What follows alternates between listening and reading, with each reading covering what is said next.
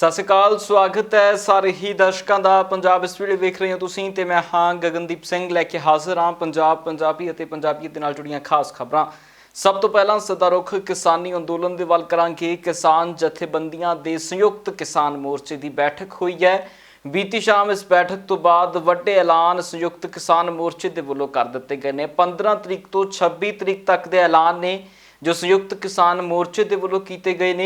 ਇਹਨਾਂ ਦੇ ਵਿੱਚੋਂ ਜੋ ਸਭ ਤੋਂ ਵੱਡਾ ਐਲਾਨ ਹੈ ਉਹ ਐਲਾਨ ਹੈ 26 ਤਰੀਕ ਨੂੰ 26 ਮਾਰਚ ਨੂੰ ਭਾਰਤ ਬੰਦ ਦਾ ਸੱਦਾ ਦਿੱਤਾ ਗਿਆ। ਭਾਰਤ ਬੰਦ ਦੀ ਕਾਲ 26 ਮਾਰਚ ਨੂੰ ਦਿੱਤੀ ਗਈ ਹੈ। ਪੂਰਾ ਭਾਰਤ ਪੂਰੇ ਦਿਨ ਦੇ ਲਈ ਮੁਕੰਮਲ ਤੌਰ ਦੇ ਉੱਤੇ ਬੰਦ ਕੀਤਾ ਜਾਵੇਗਾ, ਇਹ ਕਿਸਾਨ ਜਥੇਬੰਦੀਆਂ ਦਾ ਕਹਿਣਾ ਹੈ। ਅੱਜ ਸੰਯੁਕਤ ਮੋਰਚੇ ਦੀ ਮੀਟਿੰਗ ਹੋਈ ਹੈ। ਮੀਟਿੰਗ ਦੇ ਵਿੱਚ ਅਸੀਂ ਕਈ ਪ੍ਰੋਗਰਾਮ ਐਲਾਨੇ ਆ। ਸਭ ਤੋਂ ਪਹਿਲਾਂ 15 ਮਾਰਚ ਨੂੰ ਡੀਜ਼ਲ, ਪੈਟਰੋਲ, ਗੈਸ ਜਿਹੜੀ ਅਸਮਾਨਾਂ ਨੂੰ ਛੂਹ ਰਹੀ ਹੈ, ਆਮ ਲੋਕਾਂ ਦੀ ਪਹੁੰਚ ਤੋਂ ਬਾਹਰ ਹੁੰਦਾ ਜਾ ਰਿਹਾ, ਇਹਨਾਂ ਦੇ ਵਿਰੋਧ ਦੇ ਵਿੱਚ ਨਾਲ ਕਾਰਪੋਰੇਟ ਤੇ ਨਿੱਜੀਕਰਨ ਵਿਰੋਧੀ ਦਿਨ, ਖਾਸ ਕਰਕੇ ਜਿਹੜਾ ਰੇਲਵੇ ਦਾ ਨਿੱਜੀਕਰਨ ਹੋ ਰਿਹਾ ਹੈ, ਉਹ ਟ੍ਰੇਡ ਯੂਨੀਅਨਾਂ ਦੇ ਨਾਲ ਜਿਹੜੀਆਂ ਰੇਲਵੇ ਦੀਆਂ ਉਹਨਾਂ ਨਾਲ ਮਿਲ ਕੇ ਅਸੀਂ ਉਹਨਾਂ ਦੀ ਪੂਰੀ ਸਪੋਰਟ ਕਰ ਰਹੇ ਹਾਂ। ਸਾਂਝਾ ਪ੍ਰੋਗਰਾਮ ਇਹ 15 ਤਰੀਕ ਨੂੰ ਅਸੀਂ ਕਰ ਰਹੇ ਹਾਂ। ਸਾਰੇ ਜਿਹੜੇ ਰੇਲਵੇ ਵਾਲੇ ਆ ਤੇ ਨਾਲ ਜਿਹੜੇ ਸਾਡੇ ਸੰਯੁਕਤ ਮੋਰਚੇ ਵਾਲੇ ਕਿਸਾਨ ਹੋਣਗੇ, ਉਹ ਰੇਲਵੇ ਸਟੇਸ਼ਨਾਂ ਤੇ ਜਾ ਕੇ ਉਹਨਾਂ ਨੂੰ ਬਣਾਇਆ ਹੋਇਆ ਵਿਰੋਧ ਕਰਨ ਦਾ, ਤੇ ਨਾਲ ਅਸੀਂ ਜਿਹੜੇ ਮੰਗ ਪੱਤਰ ਜਿੱਥੇ ਐਸਡੀਐਮ ਨੂੰ ਦਿੱਤਾ ਜਾਂਦਾ ਐਸਡੀਐਮ ਨੂੰ, ਤੇ ਜਿੱਥੇ ਡੀਸੀ ਨੂੰ ਦਿੱਤਾ ਜਾਂਦਾ ਡੀਸੀ ਨੂੰ, ਤੇ ਬਾਕੀ ਜੋ ਮੋਰਚੇ ਪੰਜਾਬ ਦੇ ਵਿੱਚ ਚੱਲ ਰਹੇ ਆ ਉਹਨਾਂ ਮੋਰਚਿਆਂ ਤੇ ਵੀ ਇਹ ਜਿਹੜਾ 15 ਮਾਰਚ ਹੈ ਡੀਜ਼ਲ, ਗੈਸ, ਪੈਟਰੋਲ ਤੇ ਨਿੱਜੀਕਰਨ ਦੇ ਵਿਰੁੱਧ ਇਹ ਦਿਨ ਅਸੀਂ ਮਨਾ ਰਹੇ ਹਾਂ। 17 ਮਾਰਚ ਨੂੰ ਸਾਂਝੀ ਇੱਕ ਮੀਟਿੰਗ ਅਸੀਂ ਸੱਦੀ ਹੈ, ਜਿਹਦੇ ਵਿੱਚ ਆਲ ਇੰਡੀਆ ਲੈਵਲ ਦੀਆਂ ਜਿਹੜੀਆਂ ਟ੍ਰੇਡ ਯੂਨੀਅਨਾਂ ਨਾਲ ਟਰੱਕ ਆਪਰੇਟਰ, ਬੱਸਾਂ ਵਾਲੇ,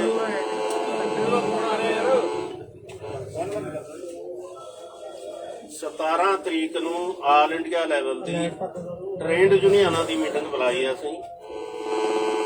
ਨਾਲ ਉਹਨਾਂ ਦੇ ਜਿਹੜੇ ਕਾਰਪੋਰੇਟ ਟਰਾਂਸਪੋਰਟਰ ਹੈ, ਟਰੱਕ ਆਪਰੇਟਰ ਹੈ ਪੂਰੇ ਇੰਡੀਆ ਲੈਵਲ ਦੇ, ਬੱਸਾਂ ਵਾਲੇ ਹੈ, ਉਹਨਾਂ ਨੂੰ ਵੀ ਅਸੀਂ ਸੱਦਾ ਦਿੱਤਾ ਤਾਂ ਕਿ ਅਸੀਂ ਭਾਰਤ ਬੰਦ ਕਰਨ ਦਾ ਫੈਸਲਾ ਲੈਣਾ ਹੈ। ਉਹ ਕਨਵੈਨਸ਼ਨ ਅਸੀਂ ਸਿੰਘੂ ਬਾਰਡਰ ਤੇ ਕਰਾਂਗੇ 17 ਤਰੀਕ ਨੂੰ। ਸਾਰਿਆਂ ਨੂੰ ਕੋਈ ਵੀ ਜਥੇਬੰਦੀ ਬਾਹਰ ਨਹੀਂ ਰਹੂਗੀ ਉਹਦੇ ਵਿੱਚੋਂ। ਸਾਰਿਆਂ ਨੂੰ ਪਤਾ ਲੱਗ ਚੁੱਕਾ ਹੈ ਕਿ ਇਹ ਸਿਰਫ ਤੇ ਸਿਰਫ ਕਿਸਾਨ ਮੋਰਚਾ ਨਾ ਰਹਿ ਕੇ ਇਹ ਜਨ ਮੋਰਚਾ ਬਣ ਚੁੱਕਾ ਹੈ, ਜਨ ਅੰਦੋਲਨ ਬਣ ਚੁੱਕਾ ਹੈ। ਇਸ ਲਈ ਅਸੀਂ ਸਾਰੇ ਉਹ ਜਨ ਅੰਦੋਲਨ ਨੂੰ ਇਹਦੇ ਵਿੱਚ ਸ਼ਾਮਲ ਕਰਨ ਦੇ ਲਈ ਇਹ ਮੀਟਿੰਗ ਅਸੀਂ ਬੁਲਾਈ ਹੈ 17 ਤਰੀਕ।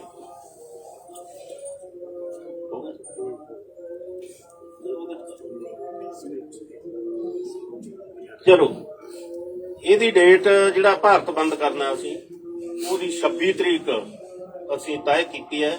ਉਹਨਾਂ ਦੂਸਰਿਆਂ ਨੂੰ ਸ਼ਾਮਲ ਕਰ ਲਾਂਗੇ। 26 ਤਰੀਕ ਅਸੀਂ ਇਸ ਲਈ ਤੈਅ ਕੀਤੀ ਹੈ ਕਿ 26 ਤਰੀਕ ਨੂੰ ਦਿੱਲੀ ਦੇ ਬਾਰਡਰਾਂ ਤੇ ਆਇਆ ਨੂੰ ਸਾਨੂੰ ਪੂਰੇ 4 ਮਹੀਨੇ ਹੋ ਜਾਣਗੇ। ਉਹ 4 ਮਹੀਨੇ ਵਾਲਾ ਦਿਨ ਹੈ ਜਿਹੜਾ, ਉਸ ਦਿਨ ਤੇ ਭਾਰਤ ਬੰਦ ਦੀ ਕਾਲ ਦਿੱਤੀ ਹੈ। ਮੁਕੰਮਲ ਬੰਦ ਹੋਊਗਾ, ਸਵੇਰ ਤੋਂ ਲੈ ਕੇ ਸ਼ਾਮ ਤੱਕ ਕੁਝ ਵੀ ਨਹੀਂ ਚੱਲੂਗਾ, ਨਾ ਸੜਕਾਂ ਤੇ ਚੱਲੂਗਾ, ਨਾ ਰੇਲਵੇ ਟਰੈਕ ਤੇ ਚੱਲੂਗਾ, ਨਾ ਕੋਈ ਇਹੋ ਜਿਹਾ ਅਦਾਰਾ ਜਿਹੜਾ ਖੁੱਲਾ ਰਹੂਗਾ। ਮੁਕੰਮਲ ਬੰਦ ਹੋਊਗਾ, ਸ਼ਾਂਤਮਈ ਹੋਊਗਾ ਜਿਹੜਾ 26 ਤਰੀਕ ਦਾ। ਉਦੋਂ ਅੱਗੇ 19 ਮਾਰਚ ਨੂੰ ਅਸੀਂ ਮੰਡੀ ਬਚਾਓ, ਖੇਤੀ ਬਚਾਓ ਤੇ ਮੁਜ਼ਾਹਰਾ ਲਹਿਰ ਦੇ ਸ਼ਹੀਦਾਂ ਨੂੰ, ਜਿਹੜਾ ਪੰਜਾਬ ਦੇ ਵਿੱਚ ਇੱਕ ਮੁਜ਼ਾਹਰਾ ਲਹਿਰ ਚੱਲੀ, ਅੱਗੇ ਪਿੰਡ ਕਿਸ਼ਨਗੜ੍ਹ ਦੇ ਵਿੱਚ ਉਹ ਮੁਜ਼ਾਹਰਾ ਲਹਿਰ ਦਾ ਅਸੀਂ ਦਿਨ ਮਨਾਉਂਦੇ ਆ।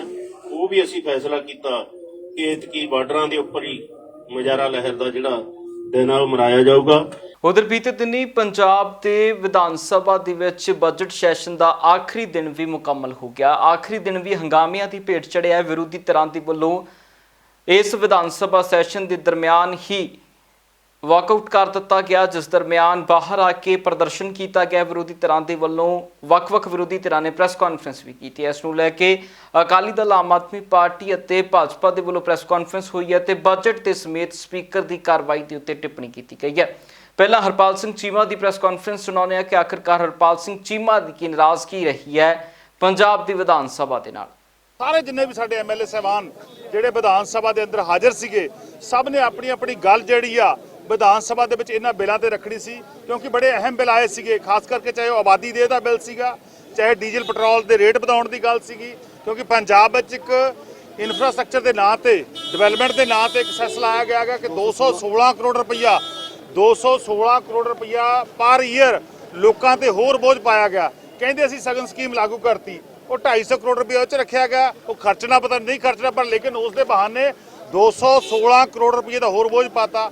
ਅੱਜ ਸਾਰੇ ਬਿੱਲਾਂ ਤੇ ਆਮ ਆਦਮੀ ਪਾਰਟੀ ਨੇ ਆਪਣੀ ਰਾਏ ਰੱਖਣੀ ਸੀ, ਪਰ ਲੇਕਿਨ ਸਪੀਕਰ ਸਾਹਿਬ ਨੇ ਬਹਾਨੇਬਾਜ਼ੀ ਕਰਦੇ ਹੋਏ, ਸਪੀਕਰ ਸਾਹਿਬ ਨੇ ਮੈਂ ਸਮਝਦਾ ਸਦਨ ਦੀ ਤੋਹੀਨ ਕਰਦੇ ਹੋਏ ਜਿਹੜਾ ਹੈਗਾ ਸਾਡੇ ਚੁਣੇ ਹੋਏ ਨੁਮਾਇੰਦਿਆਂ ਨੂੰ ਲੱਖਾਂ ਦੀ ਗਿਣਤੀ ਦੇ ਵਿੱਚ ਜਿਹੜੇ ਲੋਕਾਂ ਨੇ ਵੋਟਾਂ ਪਾ ਕੇ ਇੱਥੇ ਭੇਜੇ ਤੇ ਉਹਨੂੰ ਤੋਹੀਨ ਕੀਤੀ ਹੈ। ਸਪੀਕਰ ਰਾਣਾ ਕੇਪੀ ਜੀ ਨੇ ਵਿਧਾਨ ਸਭਾ ਦਾ ਸਪੀਕਰ ਨਾ ਹੋ ਕੇ ਕਾਂਗਰਸ ਪਾਰਟੀ ਦੇ ਸਪੀਕਰ ਵਜੋਂ ਕੰਮ ਕੀਤੀ ਹੈ ਤੇ ਇਸ ਪਵਿੱਤਰ ਸਦਨ ਦਾ ਦੀ ਮਰਿਆਦਾ ਦਾ ਗਲਾ ਘੋਟਿਆ ਹੈ। ਮੈਂ ਸਮਝਦਾ ਇਸ ਤੋਂ ਵੱਧ ਸ਼ਰਮਨਾਕ ਕੁਝ ਨਹੀਂ ਹੋ ਸਕਦਾ ਹੈਗਾ। ਕੱਲ ਜਿਹੜਾ ਇਹ bill infrastructure development amendment bill 2020 ਕੱਲ ਉਹ ਵਾਪਸ ਲੈ ਲਿਆ, ਅੱਜ ਅਖੀਰਲੇ ਮੌਕੇ ਦੇ ਉੱਪਰ ਲਾਸਟ ਨੰਬਰ ਦੇ ਉੱਪਰ ਰੱਖਿਆ ਗਿਆ ਤੇ ਜਦੋਂ ਅਸੀਂ ਕਿਹਾ ਕਿ ਸਾਨੂੰ ਬੋਲਣ ਦਿਓ, ਕਹਿੰਦੇ ਬਾਅਦ ਜਦੋਂ ਸਮਾਂ ਆਇਆ ਉਦੋਂ ਬੋਲ ਲਿਓ। ਅੱਜ ਮੇਰੇ ਤੋਂ ਪਹਿਲਾਂ ਇਹ 11 ਨੰਬਰ ਬਿੱਲ ਸੀਗਾ ਤੇ ਇਸ ਤੋਂ ਪਹਿਲਾਂ 9 ਨੰਬਰ ਬਿੱਲ ਦੇ ਵਿੱਚ ਇੱਕ ਟਰਾਂਸਪੋਰਟੇਸ਼ਨ ਨਾਲ ਸੰਬੰਧੀ ਬਿੱਲ ਸੀਗਾ। 4 ਸਾਲਾਂ ਤੋਂ ਟਰਾਂਸਪੋਰਟ ਦਾ ਮਾਫੀਆ ਚੱਲ ਰਿਹਾ। ਸਾਡੇ ਵੱਡੇ ਭੈਣ ਸ਼੍ਰੀਮਤੀ ਸਰਬਜੀਤ ਕੌਰ ਮਾਣੂਕੇ ਜੀ ਉਹਦੇ ਉੱਪਰ ਆਪਦੀ ਆਪਦੇ ਜਗ੍ਹਾ ਦੇ ਉੱਪਰ ਖੜੇ ਹੋ ਕੇ ਬੋਲਣਾ ਚਾਹੁੰਦੇ ਸੀਗੇ ਤੇ ਜਿਸ ਬੇਹੂਦਾ ਤਰੀਕੇ ਦੇ ਨਾਲ ਸਪੀਕਰ ਸਾਹਿਬ ਨੇ ਇਹਨਾਂ ਨੂੰ ਕਿਹਾ ਕਿ ਮੈਂ ਤੁਹਾਨੂੰ ਬੋਲਣ ਨਹੀਂ ਦੇਣਾ ਹੈਗਾ, ਇਹਦਾ ਮਤਲਬ ਕਿ ਚਾਹੇ ਟਰਾਂਸਪੋਰਟ ਮਾਫੀਆ ਜਿਹੜਾ ਚੱਲ ਰਿਹਾ ਹੈ ਉਹਨੂੰ ਨੱਥ ਪਾਉਣ ਦੀ ਗੱਲ ਜਿਹੜੀ ਕਰਨੀ ਚਾਹੁੰਦੇ ਸੀ ਮਾਣੂਕੇ, ਇਹਨਾਂ ਦੀ ਆਵਾਜ਼ ਨੂੰ ਬੰਦ ਕੀਤਾ ਗਿਆ। ਜਿਹੜਾ ਸਭ ਤੋਂ ਜਿਹੜਾ ਧੱਕੇਸ਼ਾਹੀ ਸਾਨੂੰ ਇਹ ਲੱਗੀ ਵੀ ਜਿਹੜਾ ਪੈਟਰੋਲ ਡੀਜ਼ਲ ਹੋਰ ਮਹਿੰਗਾ ਕਰ ਰਹੇ ਆ, ਜਿਹੜਾ ਇਨਫਰਾਸਟ੍ਰਕਚਰ ਸੈਸ ਲਾਉਣ ਦੀ ਗੱਲ ਕਰ ਰਹੇ ਆ ਇਹ ਹੋਰ ਮਹਿੰਗਾ ਕਰ ਰਿਹਾ। ਜਿਹੜਾ ਐਂਟੀ ਰੈਟਿਵ ਬਿੱਲ ਹੈ ਠੀਕ ਹੈ ਤੁਸੀਂ ਪਾਸ ਕਰ ਲਓ, ਪਰ ਉਹ 'ਚ ਅਮੈਂਡਮੈਂਟ ਚਾਹੀਦੀ ਸੀ ਵੀ ਤੁਸੀਂ ਜਿਹੜਾ ਆਰਟੀਆਈ ਆ, ਅਰਵਿੰਦ ਕੇਜਰੀਵਾਲ ਜੀ ਨੇ ਗਲੀ ਗਲੀ ਦੇ ਵਿੱਚ ਜਾ ਕੇ ਆਰਟੀਆਈ ਵਾਸਤੇ ਲੋਕਾਂ ਨੂੰ ਜਾਗਰੂਕ ਕੀਤਾ ਸੀ, ਤੁਸੀਂ ਆਰਟੀਆਈ ਨੂੰ ਤਾਂ ਡਿਲੀਟ ਕਰੀ ਜਾਂਦੇ ਹੋ, ਉਹ ਲੋਕਾਂ ਨੂੰ ਦੱਸਣਾ ਤੇ ਵੀ ਅਸੀਂ ਐਂਟੀ ਰੈਟਿਵ ਬਿੱਲ ਲਿਆਂਦਾ। ਸੋ ਇਹ ਗੱਲਾਂ ਸਰਕਾਰ ਮਤਲਬ ਇਹਨਾਂ ਨੇ ਕਾਫੀ ਸਾਰੇ ਬਿੱਲ ਪਾਸ ਕੀਤੇ ਲੇਕਿਨ ਕਿਸੇ ਬਿੱਲ ਦੇ ਵਿੱਚ ਲੋਕ ਹਿੱਤ ਫੈਸਲਾ ਇਹਨਾਂ ਨੇ ਨਹੀਂ ਲਿਆ। ਉਹ ਤੁਸੀਂ ਬੱਸਾਂ ਕਿਰਾਇਆ ਫ੍ਰੀ ਕਰਨ ਦੀ ਗੱਲ ਕਰਦੇ ਹੋ, ਬੱਸਾਂ ਚੱਲਦੀਆਂ ਕਿੰਨੀਆਂ ਪੇਂਡੂ ਰੂਟਾਂ ਦੇ ਤਾਂ ਹੈ ਹੀ ਨਹੀਂ, ਮਿੰਨੀਆਂ ਪ੍ਰਾਈਵੇਟ ਆ ਉੱਥੇ ਉਹਦਾ ਤਾਂ ਕਿਰਾਇਆ ਲੱਗੂਗਾ ਹੀ ਲੱਗੂਗਾ, ਸਟੂਡੈਂਟਸ ਨੂੰ ਕਹਿੰਦੇ ਮਾਫ ਕਰਤਾ।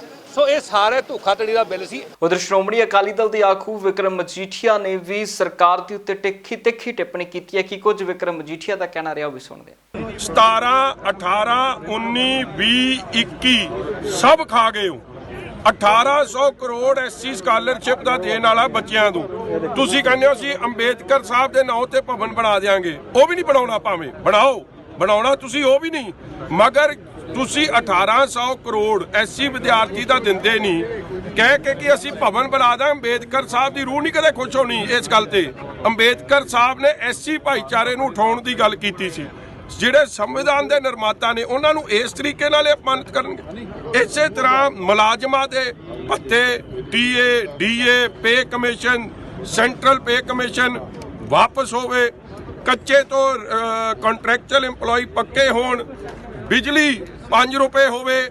ਇਹ ਸਾਰੇ ਮੁੱਦਿਆਂ ਨੂੰ ਲੈ ਕੇ ਜਿਹੜਾ ਝੂਠ ਦਾ ਪਲੰਦਾ ਉਹਨੂੰ ਸਾੜਿਆ ਔਰ ਜੋ ਖੁਦਕੁਸ਼ੀ ਦੇ ਰਾਹ ਤੇ ਇਹਨਾਂ ਦੀ ਕਾਂਗਰਸ ਦੀ ਲੋਕ ਮਾਰੂ ਨੀਤੀਆਂ ਕਰਕੇ ਜੋ ਹਾਲਾਤ ਬਣੇ ਆ ਉਹ ਅੱਜ ਇੱਥੇ ਸਾਹਮਣੇ ਰੱਖੇ। ਕੱਲ ਵੀ ਤੁਸੀਂ ਵੇਖਿਆ ਕਿ ਆਂਗਣਵਾੜੀ ਵਰਕਰਾਂ ਨੂੰ ਦੇਖੋ ਕਮਾਲ ਹੋ ਗਈ, ਉਹਨਾਂ ਤੇ ਨਾਨ ਅਵੇਲੇਬਲ ਦੇ ਪਰਚੇ ਦੇ ਦਿੱਤੇ, ਉਹਨਾਂ ਨੂੰ ਚੁੰਡੀਆਂ ਵੱਡੀਆਂ ਗਈਆਂ, ਆਪ ਉਹਨਾਂ ਦੇ ਪ੍ਰਧਾਨ ਕਹਿ ਰਹੇ, ਚੁੰਨੀਆਂ ਲਾਈਆਂ ਗਈਆਂ ਕਾਂਗਰਸੀ ਲੀਡਰਾਂ ਨੂੰ ਕਿਉਂਕਿ ਉਹ ਖਜ਼ਾਨਾ ਮੰਤਰੀ ਨੂੰ ਆਪ ਦਾ ਵਾਅਦਾ ਯਾਦ ਕਰਾਉਣ ਗਏ ਸੀ। ਉਧਰ ਭਾਜਪਾ ਦੇ ਆਗੂ ਸ਼ਵੇਤ ਮਲਿਕ ਨੇ ਵੀ ਪੰਜਾਬ ਦੇ ਬਜਟ ਨੂੰ ਲੈ ਕੇ ਪ੍ਰੈਸ ਕਾਨਫਰੰਸ ਕੀਤੀ। ਉਹਨਾਂ ਨੇ ਪੰਜਾਬ ਦੇ ਬਜਟ ਤੋਂ ਨਾਰਾਜ਼ਗੀ ਜ਼ਾਹਰ ਕਰਦਿਆਂ ਕੈਪਟਨ ਅਮਰਿੰਦਰ ਸਿੰਘ ਦੇ ਉੱਤੇ ਗੰਭੀਰ ਇਲਜ਼ਾਮ ਲਾਏ ਨੇ।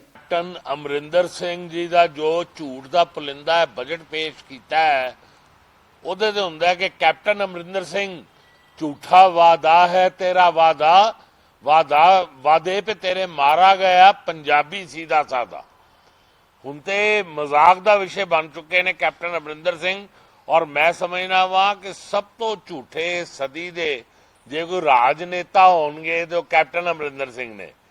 ਸਭ ਤੋਂ ਪਹਿਲੇ ਕੈਪਟਨ ਅਮਰਿੰਦਰ ਸਿੰਘ ਮੈਂ ਤੁਹਾਨੂੰ ਯਾਦ ਕਰਾਉਣਾ ਚਾਹਨਾ ਕਿ ਤੁਸੀਂ ਝੂਠ ਦਾ ਸਹਾਰਾ ਲੈ ਕੇ ਝੂਠੇ ਵਾਅਦੇ ਦੇ ਪੁਲਿੰਦੇ ਦੇ ਨਾਲ ਮਨਮੋਹਨ ਸਿੰਘ ਜੀ ਜਿਹੜੇ ਪੂਰਵ ਪ੍ਰਧਾਨ ਮੰਤਰੀ ਨੇ, ਉਹਨਾਂ ਦੀ ਉਪਸਥਿਤੀ ਦੇ ਵਿੱਚ ਇੱਕ ਮੈਨੀਫੈਸਟੋ ਜਾਰੀ ਕੀਤਾ ਸੀਗਾ 2017 ਵਿੱਚ, ਔਰ ਉਸ ਮੈਨੀਫੈਸਟੋ ਵਿੱਚ ਭੋਲੇ ਭਾਲੇ ਪੰਜਾਬੀਆਂ ਨੂੰ ਮੂਰਖ ਬਣਾਉਣ ਦਾ ਪ੍ਰਯਾਸ ਕੀਤਾ, ਭੋਲੇ ਭਾਲੇ ਪੰਜਾਬੀਆਂ ਨੂੰ ਧੋਖਾ ਦਿੱਤਾ। ਮੈਂ ਧੋਖਾ ਕਹਾਂਗਾ ਕਿ ਝੂਠ ਦਾ ਸਹਾਰਾ ਲੈ ਕੇ ਤੁਸੀਂ ਉਸ ਮੈਨੀਫੈਸਟੋ ਦੇ ਵਿੱਚ ਕਈ ਵਾਅਦੇ ਕੀਤੇ, ਜਿਹੜਾ ਵਾਅਦਾ ਕੋਈ ਵੀ ਪੂਰਾ ਨਹੀਂ ਹੋਇਆ। ਔਰ ਅੱਜ ਮੈਂ ਸਮਝਦਾ ਕਿ ਲਗਾਤਾਰ ਝੂਠ, ਉਸ ਤੋਂ ਬਾਅਦ ਪਹਿਲਾ ਬਜਟ ਝੂਠ, ਦੂਜਾ ਬਜਟ ਝੂਠ, ਤੀਸਰਾ ਬਜਟ ਝੂਠ, ਚੌਥਾ ਬਜਟ ਝੂਠ, ਔਰ ਇੱਕ ਪੰਜਵੀਂ ਵਾਰੀ ਫੇਰ ਤੁਸੀਂ ਇੰਨੇ ਕੌਨਫੀਡੈਂਟ ਹੋ ਕਿ ਐਤਕੀ ਤੁਸੀਂ ਇੱਕ ਹੋਰ ਇੱਕ ਝੂਠਾ ਨਾਲ ਰਲਾ ਲਿਆ, ਉਹ ਪ੍ਰਸ਼ਾਂਤ ਕਿਸ਼ੋਰ ਜਿਹੜਾ ਪ੍ਰੋਫੈਸ਼ਨਲ ਹੈ, ਜਿਨੇ ਤੁਹਾਨੂੰ ਆ ਕੇ ਪਰਫੈਕਟ ਕੀਤਾ। ਤੁਸੀਂ ਝੂਠਾ ਬਜਟ ਜਿਹੜਾ ਹੈ, ਇੱਕ ਝੂਠ ਦਾ ਪੁਲਿੰਦਾ, ਪੰਜਵਾਂ ਬਜਟ ਜਿਹੜਾ ਇਲੈਕਸ਼ਨ ਦਾ ਬਜਟ ਜਿਹੜਾ ਹੈ, ਦੁਬਾਰਾ ਤੁਸੀਂ ਉਹ ਜਨਤਾ ਨੂੰ ਪਰਚਾਵੇਂ 'ਚ ਪਾਉਣ ਦੇ ਲਈ, ਜਨਤਾ ਨੂੰ ਬਹਿਕਾਉਣ ਦੇ ਲਈ ਤੁਸੀਂ ਉਹ ਬਜਟ ਜਿਹੜਾ ਉਹ ਪੇਸ਼ ਕਰ ਰਹੇ ਹੋ। ਉਧਰ ਸੁਖਪਾਲ ਸਿੰਘ ਖਹਿਰਾ ਦੇ ਘਰ ਬੀਤੀ ਸ਼ਾਮ ਹੋਏ ਈਡੀ ਦੀ ਰੇਡ ਦੇ 10 ਘੰਟੇ ਦੇ ਸਫ਼ਰ ਦੇ ਦਰਮਿਆਨ ਜੋ ਕੁਝ ਵਾਪਰਿਆ, ਇਸ ਨੂੰ ਲੈ ਕੇ ਸੁਖਪਾਲ ਸਿੰਘ ਖਹਿਰਾ ਨੇ ਇੱਕ ਵੀਡੀਓ ਜਾਰੀ ਕੀਤੀ ਹੈ ਤੇ ਵੱਡਾ ਐਲਾਨ ਸੁਖਪਾਲ ਸਿੰਘ ਖਹਿਰਾ ਇਸ ਦਰਮਿਆਨ ਕਰ ਗਏ ਨੇ। ਪਹਿਲਾਂ ਤਾਂ ਮੈਂ ਕਹਿਣਾ ਚਾਹੁੰਦਾ ਸ਼ੁਰੂਆਤ ਵਿੱਚ ਕਿ ਬਿਲਕੁਲ ਘਬਰਾਉਣਾ ਨਹੀਂਗਾ, ਮੇਰੀ ਸਿਹਤ ਤੇ ਕੋਈ ਅਸਰ ਨਹੀਂ। ਇਦਾਂ ਦੇ ਹਜ਼ਾਰਾਂ ਰੇਡ ਕਰਕੇ ਦੇਖ ਲੈਣ, ਅਗਰ ਉਹ ਸਮਝਦੇ ਨੇ ਬੀਜੇਪੀ ਦੀ ਸਰਕਾਰ ਕਿ ਇਸ ਤਰ੍ਹਾਂ ਕਿਸੇ ਨੂੰ ਧਮਕਾ ਕੇ ਜਾਂ ਈਡੀ ਦੇ ਰੇਡ ਕਰਕੇ ਜਾਂ ਸੀਬੀਆਈ ਦੇ ਰੇਡ ਕਰਕੇ ਸਾਡੀ ਜ਼ੁਬਾਨ ਬੰਦ ਕਰਾ ਲੈਣਗੇ, ਜੋ ਅਸੀਂ ਲੋਕਾਂ ਦੇ ਹਕੂਕ ਲਈ ਬੋਲਦੇ ਆ ਜਾਂ ਕਿਸਾਨ ਅੰਦੋਲਨ ਦੇ ਹੱਕ ਵਿੱਚ ਬੋਲਦੇ ਆ, ਲੋਕਾਂ ਨੂੰ ਈਡੀ ਦੇ ਬਹੁਤ ਸਾਰੇ ਨੋਟਿਸਸ, ਇਨਕਮ ਟੈਕਸ ਦੀਆਂ ਰੇਡਸ ਹੋਈਆਂ ਹੋਣਗੀਆਂ। ਪਰ ਜਿਹੜਾ ਕੱਲ ਉਹਨਾਂ ਨੇ ਆਣ ਕੇ ਮੇਰੇ ਹਕੂਕ ਦੇ ਉੱਤੇ ਡਾਕਾ ਮਾਰਿਆ, ਕਿਉਂਕਿ ਇੱਕ ਪਾਸੇ ਪੰਜਾਬ ਦੀ ਵਿਧਾਨ ਸਭਾ ਦਾ ਸੈਸ਼ਨ ਚੱਲ ਰਿਹਾ ਸੀ ਤੇ ਜਦੋਂ ਸਵੇਰੇ ਟੀਮ ਆਈ ਆ, ਮੈਂ ਉਹਨਾਂ ਨੂੰ ਕਿਹਾ ਮੈਂ ਮੈਂਬਰ ਆ, ਮੈਂ ਫਾਰਮਰ ਲੀਡਰ ਆਫ ਆਪੋਜੀਸ਼ਨ ਹੈ ਤੇ ਮੈਂ ਆਪਣਾ ਵਿਧਾਨ ਸਭਾ ਦਾ ਸੈਸ਼ਨ ਅਟੈਂਡ ਕਰਨਾ, ਤਾਂ ਤੁਸੀਂ ਮੇਰੀ ਪ੍ਰੈਮਿਸਿਸ, ਮੇਰੀ ਕੋਠੀ ਨੂੰ, ਮੇਰੇ ਘਰ ਨੂੰ ਜਿੰਨਾ ਮਰਜ਼ੀ ਸਰਚ ਕਰੋ, ਜੀ ਸਭ ਕੇ ਸਰਚ ਕਰੋ, ਕਿਉਂਕਿ ਮੈਂ ਤਾਂ ਕਦੀ ਕੋਈ ਮਨੀ ਲਾਂਡਰਿੰਗ ਇਹਦੇ ਨਾਲ ਕੋਈ ਦੂਰ ਦਾ ਸਰੋਕਾਰ ਵੀ ਨਹੀਂਗਾ। ਪਰ ਉਹ ਟੀਮ, ਉਹਨਾਂ ਨੂੰ ਦਿੱਲੀੋਂ ਦੁਬਾਰਾ ਹਦਾਇਤਾਂ ਆ ਰਹੀਆਂ ਸੀ, ਟੈਲੀਫੋਨ ਜਾ ਕੇ ਸੁਣਦੇ ਸੀ ਬਾਹਰ, ਉਹਨਾਂ ਨੇ ਸਾਡੇ ਕੋਲੋਂ ਮੇਰੇ ਫੋਨਸ ਸਾਰੇ ਰਖਾਲੇ ਖੋਲੇ।